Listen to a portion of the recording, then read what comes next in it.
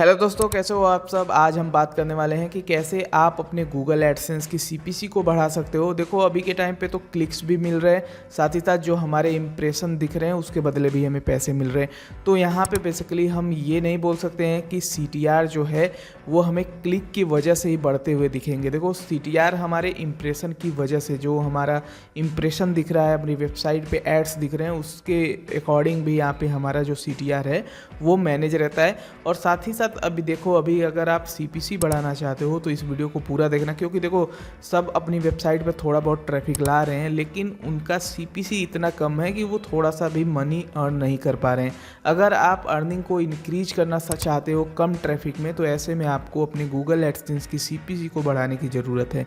और वो कैसे बढ़ेगा इस वीडियो में हम देखेंगे। अब देखो, गूगल एडसेंस की सीपीसी बढ़ाने से पहले हमें ये समझना ज़रूरी है कि गूगल एडसेंस काम कैसे करता है।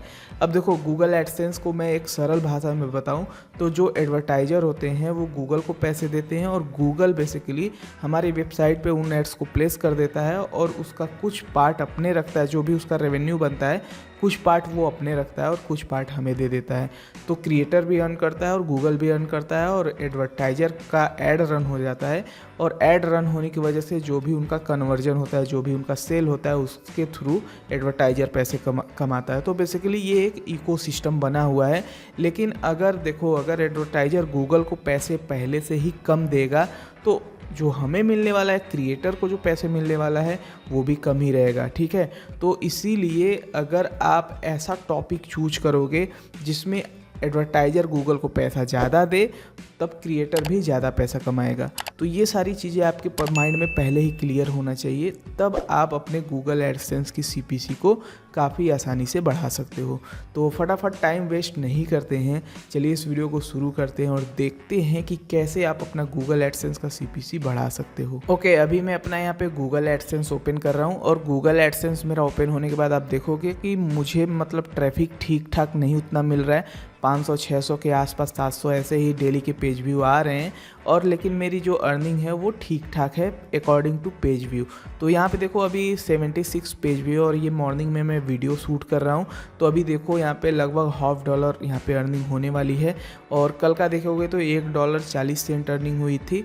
तो मैं यस्टरडे का डेटा दिखा देता हूँ। ठीक है, यस्टरडे का मैंने डेटा यहाँ पे ऑन कर दिया है। देखिए यहाँ पे सीटीआर जो है मेरा 3.82% है, और सीपीसी देखो डिसेंट है, 7 सेंट का सीपीसी है, 0.07 सेंट का सीपीसी है।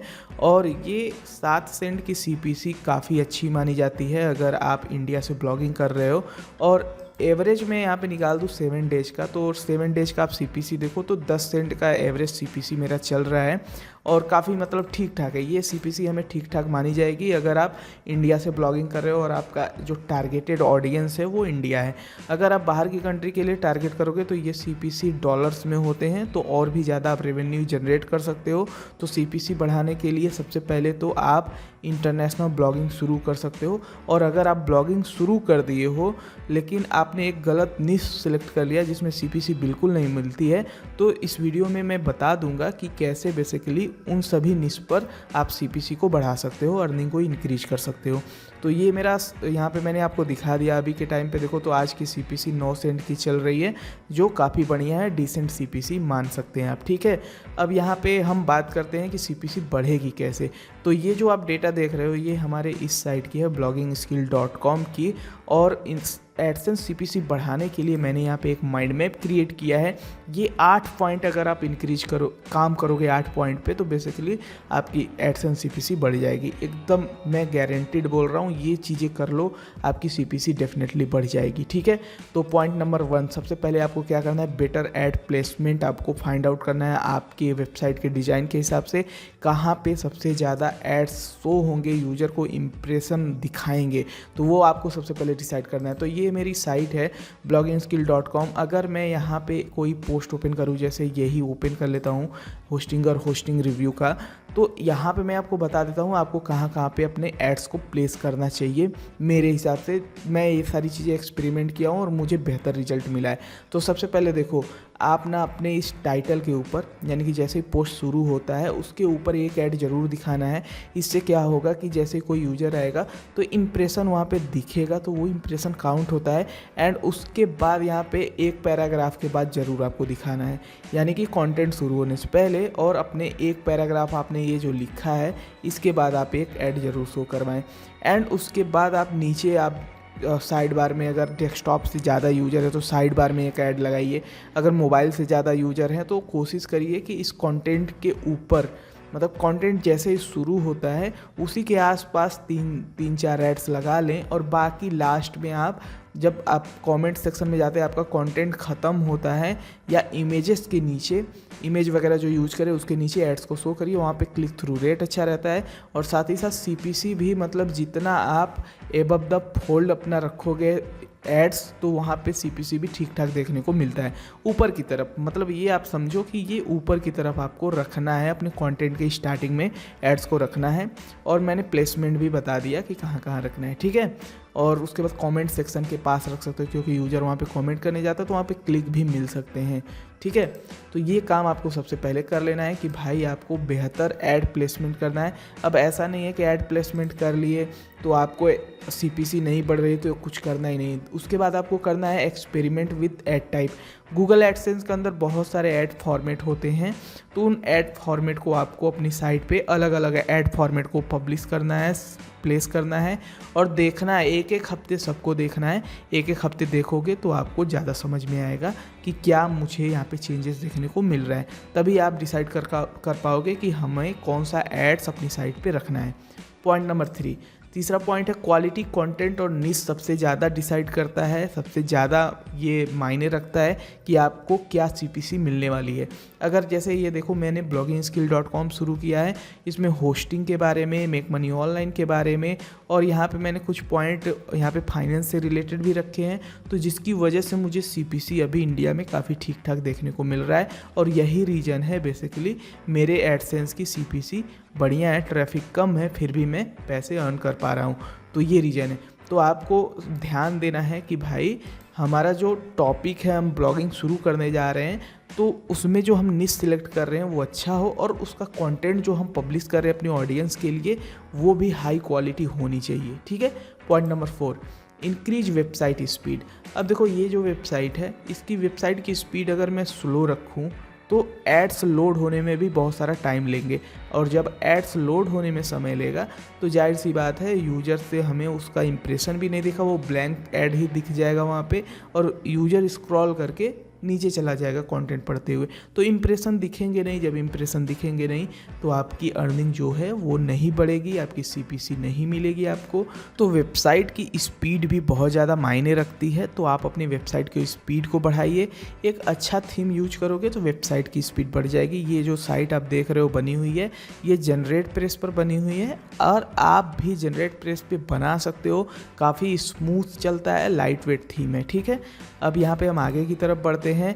अब वेबसाइट की स्पीड बढ़ाने के ऊपर मैंने वीडियो भी बनाया है, तो वो आप देख सकते हो, मेरे चैनल पर आपको मिल जाएगा, यहाँ आके सर्च कर लेना, ठीक है।